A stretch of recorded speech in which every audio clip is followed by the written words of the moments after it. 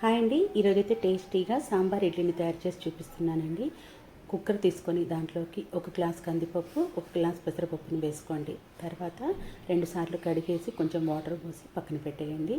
తర్వాత 2 ఉల్లిపాయలు, 3 టమాటాలు, కొన్ని పచ్చిమిర్చిని తీసుకొని ఒక ఉల్లిపాయని తర్వాత యూస్ చేసుకుందాము. ఒక ఉల్లిపాయ, 3 టమాటాలు, పచ్చిమిర్చిని సన్నగా కట్ చేసి ఒక గుప్పెడు వరకు కొత్తిమీరను వేసుకొని పసుపు వేసుకొని కుక్కర్ మూత పెట్టి 3 విజిల్స్ వచ్చే వరకు ఉడకనివ్వండి.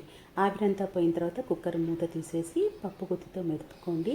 పెసరపప్పు ఉండడం వల్ల చాలా మెత్తగా ఉడికిపోతుందండి. ఒకవేళ పిల్లలుండి వాళ్ళకి చిన్న చిన్న తొక్కలు కనిపించినా కానీ తినరు అనుకుంటే పూర్తిగా చల్లారిన తర్వాత మిక్సీ జార్లోకి వేసేసుకొని ఒక్కసారి అలా గ్రైండ్ చేసుకున్నారంటే పేస్ట్ లాగా అయిపోతుంది. తర్వాత మనం నానబోసుకున్నటువంటి చింతపండును గుజ్జు తీసేసి ఆ గుజ్జును కూడా పప్పులోకి వేసేసుకొని పక్కన పెట్టుకోండి. ఇప్పుడు స్టవ్ మీద గిన్నెను పెట్టుకొని ఆయిల్ వేసుకొని ఎండుమిర్చి, ఆవాలు, జీలకర్ర అవి వేగిన తర్వాత కొంచెం ఇంగువ వేసుకోండి.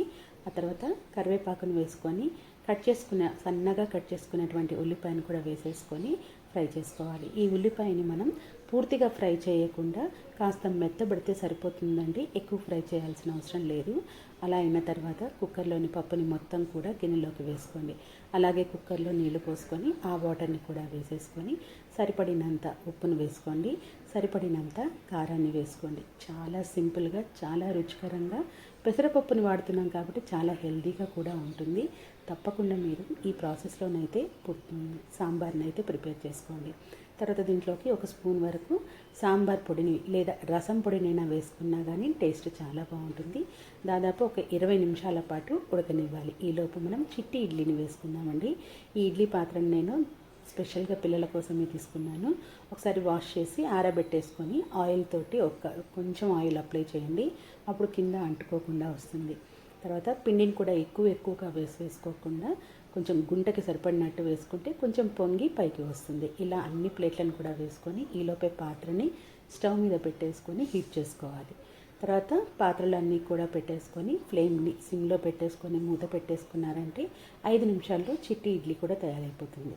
దాదాపు ఒక 20 నిమిషాల తర్వాత సాంబార్ని ఒకసారి కలిపేసేసుకొని మధ్య మధ్యలో కలుపుకుంటూ ఉండండి, లేకపోతే పప్పు అడుగున ఉండి కూడా మాడిపోతుంది.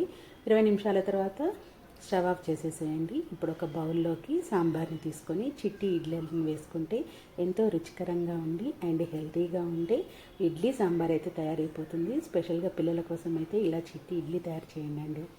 Thank you for watching.